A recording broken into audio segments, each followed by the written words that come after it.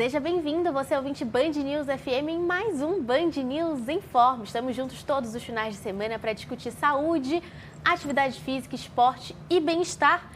E nesse programa de hoje, um tema muito especial. Nos últimos anos, gente, o Novembro Azul perdeu a força, pelo menos na internet. Segundo dados aqui da Sala Digital Band Google, essa super parceria que a gente tem, o interesse por campanhas como Outubro Rosa e o Setembro Amarelo dispararam. Os dois interesses cresceram bastante, enquanto o Novembro Azul caiu quase pela metade. Em 2024, ano passado, o tema da saúde masculina teve menos da metade das buscas pelo Outubro Rosa. Por que será que a gente vê esses interesses, né, Camila, caindo? Será que a gente está tendo uma diminuição nos diagnósticos ou os homens estão procurando saber menos da saúde? Esse vai ser o tema do nosso bate-papo, né? Pois é, vamos tentar entender isso, mas mais do que ver, né, estar preocupado, o porquê deles não estarem buscando, né, eu acho que a gente trazer sempre esse assunto à tona para que as pessoas de alguma maneira procurem, né? Então, e que elas se cuidem. E a gente sabe que os homens normalmente buscam menos ajuda, buscam menos informações do que as mulheres. As mulheres cuidam normalmente um pouquinho mais delas e das pessoas que estão ali abaixo, mas é um dado muito importante, né? Saber que não estão procurando essa informação, sendo que uma doença como o câncer de próstata, como todos os outros cânceres e muitas outras doenças, a prevenção, e quando a gente diagnostica ali no início, é sempre o melhor caminho, né? Com certeza. E para a gente trazer esse bate-papo com muita informação, temos aqui no nosso episódio de hoje o urologista e membro do Instituto Lado a Lado pela Vida, Dr. João Brunhara. Oi, doutor, tudo bem? Olá, gente, tudo bem? Bom dia. Recebemos também o triatleta Arnaldo Laporte Júnior, que teve o diagnóstico de câncer de próstata e tem uma lista, minha gente, extensa de realizações no esporte. Oi, Arnaldo. Olá, bom dia a todos, tudo bom? É um prazer estar aqui com vocês e trocar um pouquinho de experiências e conversar sobre um tema tão relevante, né? Não somente de esporte, como também da próprio diagnóstico que eu tive em relação ao câncer de próstata. Arnaldo, vamos começar então com o teu diagnóstico. Você contava pra gente aqui antes da gente começar a gravar que você sempre foi uma pessoa muito ativa. O diagnóstico foi recente, sim. Então teve um choque? Você não esperava, imagino eu, passar por isso, né? Na verdade, assim, eu sempre fiz os exames. Meu pai teve câncer de próstata há 20 anos atrás e eu lembro que desde que foi diagnosticado, conversando com os médicos à época, o médico dele, eles falaram que o risco de eu vir a ter, né, na época, era muito. Dessa forma, eu comecei a fazer os exames muito cedo e eu repetia todos os exames. Então, estivesse esperando, né? Ninguém gosta desse tipo de informação, mas eu sempre fiz os exames com a maior naturalidade. Foi um choque grande porque eu tive uma vida relativamente saudável a vida inteira, né? Não extremista, mas eu sempre pratiquei esporte com regularidade, minha alimentação sempre foi uma alimentação razoável, não tive a questão de álcool, etc, etc. Então, foi um choque de qualquer forma, né? Mas eu acho que encarei muito bem essa notícia, né?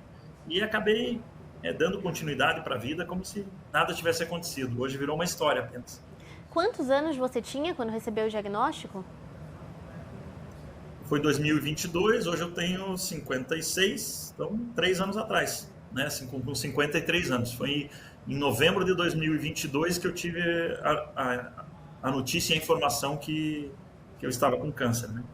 E aí eu operei em março de 2023. E, doutor João, a gente está falando de que tipo de público? Tem já um público específico no Brasil que precisa procurar esse tipo de exame? Como a gente precisa alertar essas pessoas? Qual é a faixa etária? No caso do Arnaldo, tinha um caso na família, então muda também a indicação, né? A gente considera que, para a população em geral, o início de rastreamento para câncer de próstata, que é basicamente fazer o PSA, que é o exame de sangue, e o toque retal com o urologista, isso deve começar aos 50 anos de idade para todo mundo, toda a população masculina. Agora, quem tem algum fator de risco deve começar aos 45.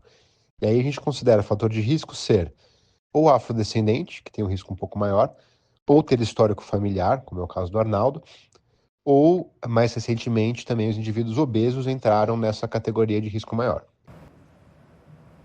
Doutor, e a gente pode dizer que o sedentarismo ajuda também a pessoa a ter mais probabilidade de ter o câncer de próstata ou não? Ele é um câncer diferente dos outros? Olha, o caso do câncer de próstata, ele é um pouco peculiar porque a genética tem uma influência muito forte. Então, assim, de longe, o fator de risco mais relevante é o histórico familiar, além, claro, da própria idade, né? Ele é diferente um pouco de outros tumores, que nem o câncer de pulmão tem uma correlação muito forte com o cigarro, por exemplo, né? O câncer de próstata não é tão fácil assim de evitar, não tem uma correlação tão com medidas de estilo de vida, ou com fatores ambientais, né? Existe sim um link, que é basicamente aquela coisa de vida saudável, ou seja, quanto mais saudável você é em geral, tem um bom sono, alimentação adequada, faz atividade física, quanto mais saudável você é, mais você reduz o seu risco de câncer de próstata. Porém, sozinhas essas medidas comportamentais não conseguem mudar radicalmente o risco de câncer. Vide aí, por exemplo, de novo a gente vai falar do Arnaldo, né, que é uma pessoa super esportista e que mesmo assim, provavelmente pelo fator genético, acabou desenvolvendo a doença até numa idade bastante precoce. Agora, uma coisa que existe uma influência grande, né, em ter um estilo saudável de vida, é quanto que o paciente está preparado para encarar o tratamento, né? Isso é uma coisa importante. Uma pessoa que está com boa saúde, ela tem condições muito boas de encarar uma cirurgia, de encarar um tratamento, se for radioterapia, enfim. Então, o impacto é muito menor para uma pessoa que já tem uma boa saúde. E tem também uma questão que interessa muito aos homens, que são as sequelas ou consequências do tratamento, né?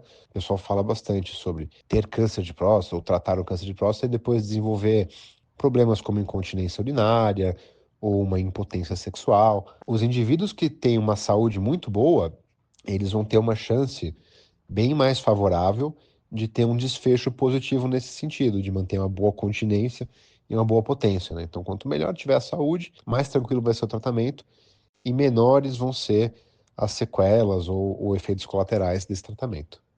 E Arnaldo, como que foi o tratamento para você depois do diagnóstico? Qual foi seu primeiro passo? Você ficou quanto tempo até a cirurgia? O esporte seguiu na sua rotina? Conta um pouquinho pra gente. Sim, na verdade eu descobri foi numa sexta fazer um Ironman no domingo. E quando eu descobri foi na sexta-feira à tarde, né? Aí eu liguei para o meu médico à época e conversei com ele. Ele falou, não, pode fazer a prova. Quando você retornar, a gente faz os outros exames e vamos dar sequência. Aí eu acabei fazendo a prova no domingo, fiz a prova normal, como se nada tivesse acontecido, mais ou menos, porque a cabeça acabava meio que pensando em alguns momentos da prova, né? E quando retornei, acabei fazendo os exames e iria me preparar para fazer uma prova que era de extrema importância para mim em junho do próximo ano. Então eu fiz todos os exames e eu combinei com o médico que ele me falou que eu poderia aguardar eu fazer a prova para depois fazer a cirurgia. E aí eu decidi fazer dessa forma, né?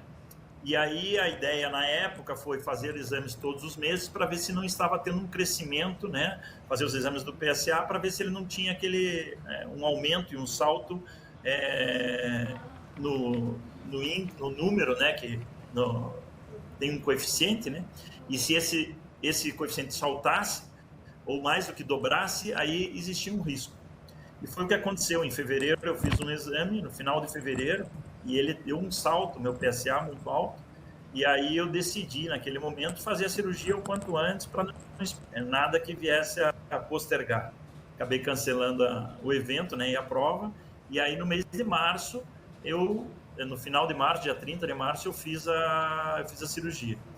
Fiz a cirurgia, deu tudo certo, eu fiz por robótica, né, e aí 30 dias depois, quando eu voltei no médico, nós conversamos e eu falei, olha, eu queria saber como é que vai ser né? Porque eu quero ver se eu retomo a atividade normal, eu queria fazer outras provas, pretendia fazer outras provas.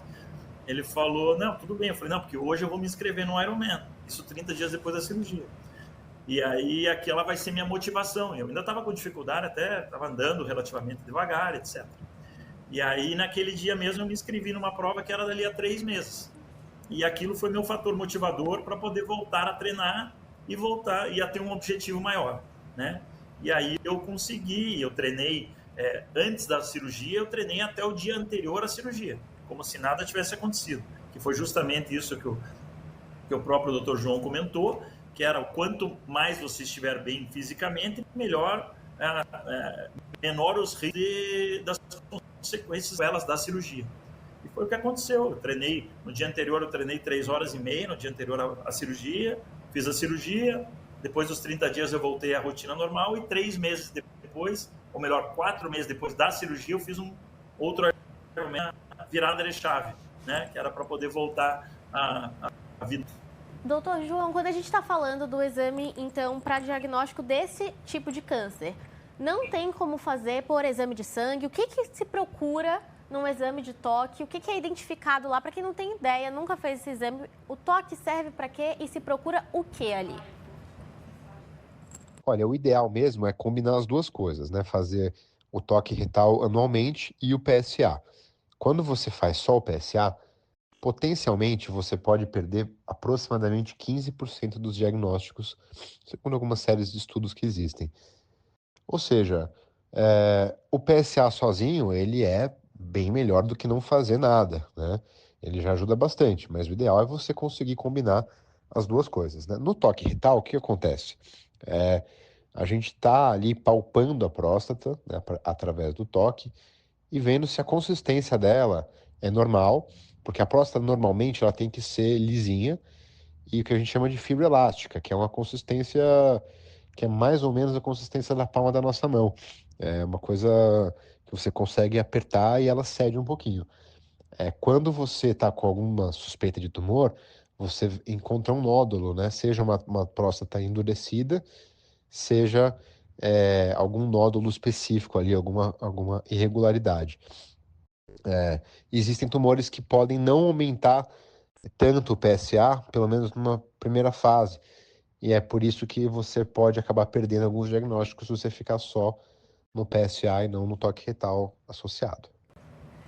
Doutor, a gente vê essa história, né, do Arnaldo e a gente sabe o quanto demanda fisicamente uma prova como essa, né, um Ironman ou provas de ultras distâncias, né? Ironman, Camila, para quem não está muito acostumado, envolve 3 esportes, né? Isso, são 3 esportes. Eles nadam 4.000 metros, pedalam 190 e correm uma maratona no final, que são os 42, né? E o Arnaldo tem um histórico de ultras maratonas, ultra Ironman, ele tem, assim, ele tem de vida e já de disciplina, até de exames, né, pelo que ele está falando aqui para a gente de cuidado. Mas eu queria trazer uma questão pro Dr. João, que assim, a gente sabe o quão debilitado um corpo fica após uma prova dessa, né? E eu acho que você estava falando do quanto ser saudável, estar treinando, praticar uma atividade física vai deixar a pessoa mais preparada para cirurgia ou para, né, que ela vai fazer. Mas as pessoas têm que entender que não há necessidade de tudo isso também. E para muitas pessoas, essa quantidade, por exemplo, em 3 meses ele está preparado para fazer um Ironman, não se aplica. Acho que para grande parte das pessoas, né, doutor João? A gente tem que deixar claro aqui também para o pessoal não se assustar, né? De forma alguma, né? Essa questão de conseguir encarar a cirurgia não precisa ser um atleta profissional, ser um triatleta para conseguir. Inclusive, assim, tem uma coisa que mudou bastante ao longo dos anos, que é a invasividade desse tratamento, né? Antigamente, a cirurgia de câncer de próstata era feita por via aberta, que é uma cirurgia menos precisa, um pouco mais grosseira. Essa cirurgia envolve sangramento muito maior. Era relativamente comum a pessoa receber uma transfusão sanguínea, porque se sangrava mais, né? Hoje em dia, com a robótica, a gente faz uma cirurgia muito precisa, muito delicada, né? Então, o sangramento hoje é muito mais controlado. A gente fala que, assim, o sangue que você pode perder numa cirurgia de câncer de próstata robótica hoje, ele é bem inferior ao quanto você dá numa doação de sangue, por exemplo, né? Ou seja, uma coisa bem controlada, o que faz com que a gente consiga oferecer esse tratamento para pacientes de uma gama bem maior de idades, de condição física, do que era antigamente. Antigamente a pessoa realmente era um risco muito maior. No consultório, né? Esses dados que a gente trouxe no início são muito interessantes para a gente começar a entender como o homem procura ou não auxílio médico. E tem também uma pesquisa muito interessante da Sociedade Brasileira de Urologia que aponta que quase 50% dos homens brasileiros só buscam consultas médicas quando eles já estão doentes. Aqui não falando de câncer de próstata especificamente, mas de qualquer coisa. Então, só quando eles estão doentes, não tem um acompanhamento específico. Como é o seu dia a dia no consultório? São poucos Arnaldos, né, que a gente vê na vida que estão, de fato, falando sobre o assunto. Podem até ir ao consultório, mas falar sobre o assunto ainda é um tabu grande, né? Olha, na prática, realmente o que a gente mais vê, né? A maior parte dos homens que procuram o consultório, eles procuram porque eles estão com algum problema ou algum sintoma. Normalmente, inclusive, né, depois dos 50 anos, depois dos 50, mas sobretudo depois dos 60, né? A próstata começa a crescer, sem que seja um câncer, né? Começa a crescer de forma benigna e atrapalhar o jato urinário. A pessoa começa a ir mais ao banheiro. Isso não quer dizer câncer. Esse tipo de sintoma leva o homem ao consultório com mais avidez, né? Ele vai porque está incomodado. Agora, essa questão de ir por um motivo mais preventivo tem mudado. E assim, a gente pode considerar não só a percepção subjetiva, né? Porque de vira e mexe a gente tem pacientes que estão indo só para fazer o acompanhamento anual mesmo. Mas se você olhar os dados, né? 30 anos atrás, no momento do diagnóstico, o câncer de próstata ele era diagnosticado numa fase já bem mais avançada. Hoje, estatisticamente, né? Você tem uma proporção muito maior de pessoas que diagnosticaram o câncer ainda numa fase inicial. E isso só pode acontecer se a pessoa estiver fazendo esse acompanhamento, né, de buscar ativamente antes de ter uma doença avançada, né, fazendo os exames preventivos, de rastreio. Estatisticamente, a gente pode afirmar que sim, os homens estão se cuidando mais, né, se você for comparar numa série histórica em relação ao como era no passado, mas ainda tem bastante trabalho a ser feito e sim, o homem vai mais quando ele está incomodado mesmo. Eu ia até perguntar, doutor, para você, para aquelas pessoas que não sabem o que fazer, porque tem muitas pessoas que trabalham em empresas e que ela pede aquele check-up anual, né? Agora, tem muita gente que não tem a empresa que pede. O que o homem deveria fazer, por exemplo, todo ano de exame para ver, sei lá, a partir dos 40 anos de idade, ou não sei, 35, o que ele deveria fazer para ver se está tudo em ordem com a saúde dele? Olha, é uma ótima pergunta, porque as pessoas realmente geralmente não sabem mesmo, né? Então, assim, a partir dos 30 anos, todo homem, inclusive toda mulher também, mas a mulher normalmente já passa no gineco, né? Mas o que eu vou falar nessa parte inicial vale para homens ou mulheres, né? Tem que fazer uma glicemia para ver diabetes, um hemograma, um colesterol, medir a pressão arterial, tá?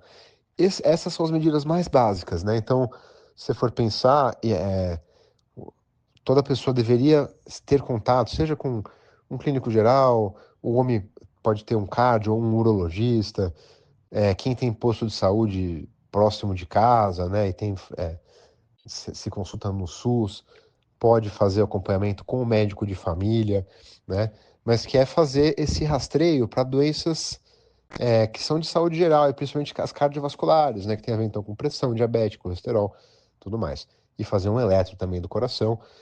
Conforme vão passando os anos, a gente vai tendo que incrementar esses rastreios, né? Então, a partir dos 40, a investigação sobre o coração fica mais detalhada, inclusive com indicação de fazer o ergométrico, aquele teste de fazer na esteira, né? A partir dos 45, tem que fazer a colonoscopia, né? E para quem já tem fator de risco, 45 também é a idade de começar o câncer, o rastreamento para câncer de próstata. Arnaldo, e você falava pra gente que as pessoas costumavam te parar na rua, te perguntar como foi a sua relação com o diagnóstico e com a sua família, com os seus amigos. Essa foi uma pauta para vocês, assim, de conversa? Como foi o processo? Você teve esse suporte ou você preferiu lidar sozinho? Não, tive o suporte completo. Na verdade, assim, Eu sou casado, tenho 3 filhos, né? Então, no momento que eu fui diagnosticado o que aconteceu, o problema, eu sempre gostei de encarar as coisas da maneira mais natural possível, né? Independente do tamanho do problema, né? E nós conversamos e com todo mundo, o jogo foi totalmente aberto, sempre falei sobre e tive o apoio de todo mundo, óbvio, né? O que achavam é que seria uma mais ou menos loucura eu fazer tão pouco tempo, né? Eu não estava preocupado em fazer a prova, na verdade, estava preocupado em mentalmente estar saudável, né? E isso foi minha motivação. Então, nós conversamos desde o início, a família esteve junto o tempo inteiro e me apoiaram em absolutamente tudo, né? Eu acho que esse é um fator muito importante também. Por isso que eu acredito que seja fundamental você conversar sobre o problema e não mascará-lo ou tentar absorver sozinho. E eu acho que uma coisa importante, né, Isabela, que o Arnaldo trouxe aqui para a gente, ele falou aqui, estava conversando com a gente, cada um tem o seu Ironman, né? Eu falei um pouquinho no começo, a gente estava conversando sobre o quão intenso é isso para um corpo, para um organismo, mas ele deixou muito claro que isso era a motivação dele, né? E com um suporte médico por trás, né? Então, eu acho que as pessoas encontrarem a sua motivação numa situação dessa, não quer dizer que tudo seja fácil e tenha sido tranquilo, né, Arnaldo? Mas, assim, o apoio familiar, dos amigos, o que você quer, fazer um planejamento nesse momento, né? Então, assim, de alimentação, de objetivos, de atividade física, de encontros, do que as pessoas ali socialmente esperam de você. Isso tudo compõe uma ajuda na melhoria do resultado daquilo tudo, né? Então, assim, você ter uma equipe médica que te dê esse apoio, que te dê essa segurança, você quer fazer? Pode ir lá, você vai, mas a gente tem algumas regras para serem seguidas, né? Então, assim, as pessoas não fazerem assim escondido, né? Porque tem muito aquilo que escuta A e faz B, né? Então, assim, briga com as pessoas dentro de casa. Então, tentar deixar um ambiente, tanto médico, de suporte, assim, coeso e familiar, emocionalmente também. Isso faz muita diferença. Perfeito. Você teve alguma restrição, Arnaldo? Concordo. Desculpa, não escutei. Você teve alguma restrição? Isso que Camila falava, né? De algumas regras que às vezes precisam ser seguidas, em alguns casos. No seu, depois do tratamento, teve alguma restrição? Não. Pelo seguinte, porque como eu tenho o histórico de ter feito e praticado esporte a minha vida inteira, a minha recuperação provavelmente tenha sido um pouco diferente, né? E eu consegui, obviamente, como eu conheço melhor do que a maioria das pessoas o meu corpo, eu fui de acordo com a minha limitação. Mas, como vocês comentaram, com todo o suporte, tanto médico, como de fisioterapia, como a parte nutricional. Então, tudo isso eu tive um acompanhamento. Não é simplesmente vou fazer, né? E não escuta ninguém e faz sozinho. Não. E essa motivação pessoal de encontrar o seu Ironman, no meu caso era o Ironman, cada um tem que buscar a sua. Mas isso ajuda muito, principalmente no pós-cirúrgico, porque o pré, você expectativa, uma ansiedade, você nem sabe o que vai acontecer, ninguém sabe, né? Mas o pós, ele é uma coisa meio... Existe uma depressão e alguns estudos que foram feitos, eu não vou citar números porque eu não sei de cabeça, não me recordo, mas eu li sobre que existe essa depressão pós-cirurgia que é muito grande. E aí, inclusive, tem um índice altíssimo de consumo de álcool, drogas, etc. Isso, inclusive, o Dr. João talvez nos auxilie com os números exatos hoje, né? E isso, para mim, é muito importante, essa motivação pessoal para encontrar o seu caminho e trilhar o seu futuro. Voltando ali no que o Arnaldo falou sobre as altas taxas, né, os índices de doenças mentais após esse diagnóstico, tem alguma relação? Os homens costumam ter uma mudança na saúde mental depois desse diagnóstico? Essa pergunta é muito importante sobre saúde mental dos homens com esse diagnóstico, né, de câncer de próstata. Porque, assim, a gente tem vários estudos que já olharam para isso, fazendo questionários, né, para o homem na hora que ele recebe o diagnóstico, antes ainda de iniciar o tratamento. E aí você tem da ordem de 30% a 35% dos homens, eles estão ou com ansiedade ou com depressão ao receber, né, após receber esse diagnóstico. Claro que, assim, esses questionários, se você aplica eles na população geral, não é que a taxa é zero, né, de pessoas que estão com depressão ou ansiedade. Inclusive, aplicando o questionário, como ele é um questionário sensível, você vai ter uma taxa alta. Alguns estudos falam até em, sei lá, 20% da população. Pensa, então, de 20 para 35, quase que dobra, né, a proporção. Tem estudos diferentes que falam sobre o que acontece depois do tratamento, né? Inclusive, teve estudos que mostraram resultados diferentes. Teve alguns que mostram, conforme o tempo vai passando, o tratamento deu certo, tudo mais, esses níveis de ansiedade vão caindo, né? E aí tem outros estudos que mostram, a curto prazo, um aumento na proporção, né, de pessoas que estão com ansiedade ou depressão, e isso é principalmente atribuído a possíveis consequências da cirurgia, né? Fora o próprio trauma cirúrgico, você tem também as sequelas que a gente comentou, né? Problemas de continência urinária, de potência sexual. Então, quando essas coisas acontecem, existe um aumento de chance do homem enfrentar essa depressão pós-cirúrgica. Não que seja o único fator, tá? Mas ele está bastante correlacionado. Eu tenho uma pergunta, Arnaldo, para você, porque a gente estava falando sobre a saúde masculina de uma forma geral também, né? Você se cuida ou você só fazia, por exemplo, esses exames porque você tinha um histórico familiar? Esses todos exames que o Dr. João falou, essa preocupação que a gente está falando, assim, desses sintomas de menopausa, que às vezes são negligenciados, porque hoje um homem entre 50 e 60 anos de idade que não está cansado trabalhando... Não está trabalhando. Não sei o que ele está fazendo, porque todo mundo está assim, né? Então, assim, você continua se cuidando fora os exames para câncer? Sim, sem dúvida. Todos os anos eu sempre fiz o esporte, sempre fiz por causa do esporte que eu fazia, né, ou do que eu estava praticando à época, sempre eu faço um check-up geral, anual. E esse, na verdade, foi o grande fator que eu descobri, porque eu incluí nos exames anuais justamente os exames também do PSA e etc. Mas eu sempre fiz os exames e comecei muito cedo, né? Porque para você participar de uma prova, vamos dizer, de um Ironman, ou de uma prova de endurance, uma maratona, enfim, qualquer uma dessas atividades, você precisa estar com a saúde em dia, né? Isso eu sempre tive uma preocupação de fazer todos os exames anualmente. E a gente não tem essa discussão normalmente, né, na mesa de casa, Camila, Arnaldo.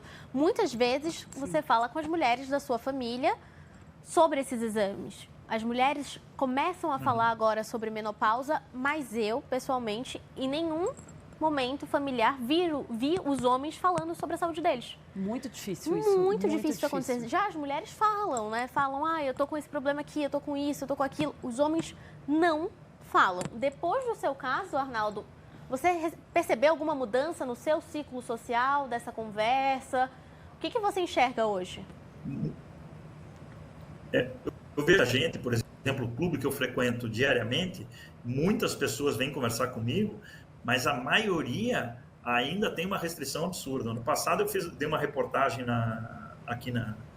saiu inclusive a nível nacional, numa emissora de televisão também, e teve uma repercussão muito grande. Tive muitos contatos de pessoas que me mandaram mensagem, etc., e para ver como que poderiam fazer, etc., etc., mas tudo eu percebo que a maioria delas não é abertamente, né? Você faz muito que escondido ainda, por justamente ter esse tabu, e existir esse tabu. A pessoa não é saudável, ela teve um câncer, e ainda tem a palavra câncer, ela traz uma conotação muito pesada, né? Meu avô, por exemplo, teve câncer e ninguém comentava sobre, ninguém falava a palavra câncer na mesa, né? Não se comentava sobre isso. E hoje não, eu acredito que você tenha que falar. E a facilidade, inclusive, que tem hoje em termos de acesso à informação, e essa questão de você conseguir se libertar, de você falar com outras pessoas sobre o assunto. Muitas pessoas me procuraram, muitas pessoas eu consegui dar encaminhamento, inclusive falar e sugerir algumas coisas, apesar de não ser da área médica. Minha área, eu sou economista, não tenho absolutamente nada de informação médica, a não ser o que eu estudei para o meu caso, né? E que eu participei, mas eu consegui contribuir com bastante gente. Eu percebi uma motivação muito grande eu recebi de várias outras pessoas em relação a isso, que inclusive muitos me ligam depois e me mandam mensagem dizendo: nossa, muito obrigado, se não fosse você, tivesse feito isso, eu não tinha ido procurar informação, etc. Eu vi que a vida não acaba depois do diagnóstico, né? E realmente não acaba de maneira nenhuma. É um novo capítulo, né? É uma nova fase da tua vida que você precisa encarar. E a vida tem que continuar depois do diagnóstico. O problema é quando você não recebe o diagnóstico. Você vai chegando em um estágio mais avançado da doença. Inclusive, o último censo divulgado pelo IBGE aponta que a expectativa de vida das mulheres brasileiras é de 79,7. A gente está usando uma média, então tem ali aquela casa decimal quebradinha. E a dos homens é de 73,1, uma diferença de 6 anos que não é à toa. Muitos especialistas atrelam essa diferença aqui a falta de cuidado com a saúde, o homem menosprezar a demanda que ele deveria ter com o próprio corpo, com a saúde, e as mulheres também, que acabam sendo vítimas de mortes violentas, de feminicídio, aí é outra questão. Mas no quesito saúde, os homens ainda não colocam isso dentro da agenda, né? A gente, mulher, costuma ter na cabeça desde menina: tem que ir no ginecologista todo ano. Junta ali os homens da sua família, quem que vai no urologista? Quem que tem um urologista? É muito difícil. E a gente fala, né? A mulher fala. A mulher troca ideia. Indica ginecologista, né? Isso. O homem fala menos, então fica mais difícil, mas tem que conversar. Perfeito. Arnaldo, eu queria pedir para no nosso final aqui do nosso bate-papo, você contou pra gente dos desafios no esporte que você já teve, já correu em temperaturas extremas, já nadou, já pedalou. Qual que é a sua vontade agora de seguir em frente depois do diagnóstico? Tem novos desafios? O que você planeja para essa nova etapa? As próximas motivações, né? Isso, o Ironman já foi. Vários, né? Os Ironmans. Na verdade eu fiz já vários Ironmans, eu fiz 33, a semana passada eu fiz meu 50º meio Ironman, fiz 29 maratonas, fiz Ultraman, fiz triplo Ironman, fiz Alasca, que eu comentei, inclusive, que é um extremo, mais do que um Ironman na distância de um Ironman. A distância de um Ironman é 3.800 nadando, 180 de bike e 42 correndo, né? Ultraman são 3 dias de prova, o triplo Ironman também. Eu busco novos desafios, né? Mas eu gosto de estar em movimento. Eu acho que para minha mente é muito importante eu estar em movimento. Assim como as pessoas fazem algo rotineiro, para mim não é ruim treinar, para mim é um prazer treinar. Então a prova é uma consequência. Eu já fui classificado, já fiz vários mundiais também de Ironman e me classifiquei para outros que eu também decidi não ir por questões pessoais. Mas meu objetivo é sempre estar em movimento. Então o que vem pela frente eu não sei, porque também esses esportes de endurance eles não são tão saudáveis, né? Porque você desgasta muito o corpo. Então, a parte, principalmente de articulação, tudo isso você vai se desgastando e, ao longo dos anos, tem um preço que você paga por isso, né? Tem coisas boas, coisas que são excelentes, inclusive como o meu pós-operatório, eu tenho certeza que grande parte da recuperação foi baseado no meu histórico de vida, de ter feito esporte a vida inteira, mas ele tem um ônus, né? Tem um bônus, né? Justamente você tem um desgaste muito grande em relação a isso. Mas eu tenho provas marcadas, tenho mais um meio Ironman esse ano, depois vou fazer o ano que vem também, ainda não decidi bem, mas tenho alguns Ironmans que eu pretendo fazer. Mas vamos ver, o objetivo é continuar em movimento, né? E eu vou dar uma dica aqui para o pessoal aí, finalizando, né? Já que nós estamos encerrando, é que realmente os homens não tenham vergonha, né? Que façam e se cuidem, porque quando você está numa situação como essa, quando você tem o diagnóstico, você tem uma opção só, é você com você. E ninguém vai cuidar de você se não for você. Parece muito simples, só que na prática não acontece. Como vocês citaram, que quando as mulheres, quando são meninas e estão mudando que estão no problema de começar e iniciar ir num ginecologista, etc., ela começa muito cedo, o homem não se fala nisso, né? Então, você, homem, precisa se cuidar. Você precisa, porque a sua saúde e a sua vida dependem de você. Então, não custa nada fazer isso, é muito simples, é muito fácil. Basta você colocar na sua programação anual. Um ano, uma vez por ano, é muito simples. E o grande segredo, na verdade, não é o que vai acontecer depois, é você descobrir o mais cedo possível. Então, essa é a minha dica. A vida continua, a vida é linda, né? Vamos aproveitá-la ao máximo. Mas depende exclusivamente de você. Então, minha dica para todos é: façam os exames. Que contribuição, que a gente siga em movimento sempre. Agradeço demais a participação do nosso triatleta Arnaldo Laporte Júnior. Obrigada, Arnaldo, por dividir a sua história com a gente. Obrigada, Imagina, Arnaldo. um prazer. Muito obrigado a vocês. Obrigado por ter conversado com vocês. É um prazer poder contribuir e fazer com que as pessoas criem coragem para quem não tem, né? E eu estou à disposição. Se alguém quiser entrar em contato comigo, é um prazer poder auxiliá-los, né? Ajudar dentro do meu conhecimento, da minha experiência de vida, né? Do que eu vivi e principalmente em relação ao câncer, nesse pós-cirúrgico, né? Que é muito importante. E isso foi muito importante para mim, né? Eu ter essa motivação, eu ter encontrado essa minha motivação. Eu consegui tirar de letra os meses que talvez fossem os meses mais problemáticos pós-cirúrgicos, né? Então é um prazer muito grande dividir com vocês, Isabela e Camila, né? Com o Dr. João também. Muito obrigado aí pela participação e pelo convite. E Arnaldo, para te encontrar, quem quiser fazer contato com você, como que pode procurar nas redes sociais? Não sou tão ativo assim no Instagram, mas pode me procurar, alaportejr, ou é o meu nome, é só mandar uma mensagem, alguma coisa assim que eu localizo. Arnaldo Laporte Júnior. Obrigada por deixar o contato aberto para os nossos ouvintes, Camila. A vida continua, a gente segue em movimento. O que o Dr. João falou é muito importante. Pode não ser significativo para você evitar um diagnóstico, mas pode mudar completamente o seu diagnóstico, você se manter ativo, né? É isso. E seguimos estimulando vocês e mostrando que essa movimentação e a prática de atividade física faz total diferença na vida da gente. Também dá para te encontrar e seguir te acompanhando nas redes sociais, né? É isso, no @Camila_, aquele risquinho embaixo, Hirsch, HIRSCH.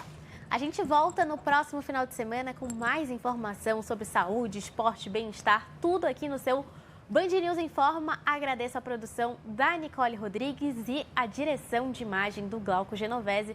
Beijo, gente. Até a próxima. Até semana que vem.